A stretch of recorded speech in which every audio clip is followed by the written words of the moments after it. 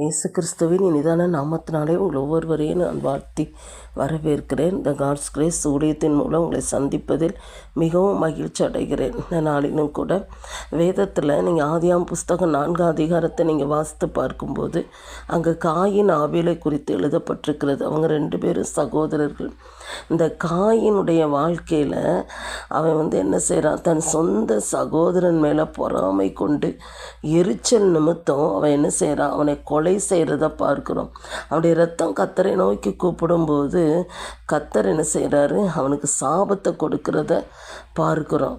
இந்த காயின் எதனால் தன் சொந்த சகோதரன் மேலே பொறாமை கொள்கிறான்னா, அந்த ஆபேலுடைய காணிக்கை ஆண்டவர் அங்கீகரித்தார். தன்னுடைய காணிக்கையை அங்கீகரிக்கலை அப்படிங்கிற பொறாமை நிமித்தம் எரிச்சல் பட்டு தன்னுடைய சொந்த சகோதரன் அவன் என்ன செய்கிறான், கொண்டு போடுறத பார்க்குறோம். இது நிமித்தம் அவன் சாபத்தை தேவனிடத்துலேருந்து அவன் என்ன செய்கிறான், பெற்றுக்கொள்கிறத பார்க்குறோம்.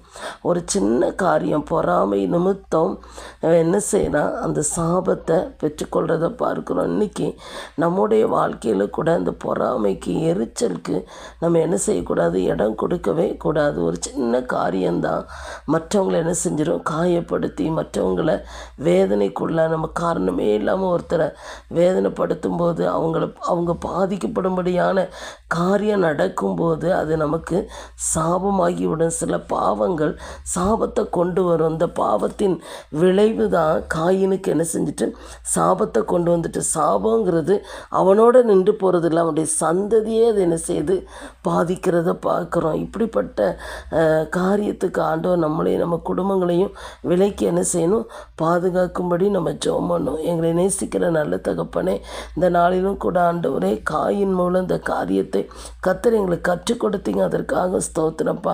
பாவத்தின் விளைவு எவ்வளவு கொடூரமானதுன்னு சொல்லி நாங்கள் பார்த்தோம்ப்பா. அநியாயமாய் மற்றவங்க எங்கள் மூலம் பாதிக்கப்படும் போது அது எங்களுக்கு சாபத்தை கொண்டு வந்து விடும் ஆண்டவரே.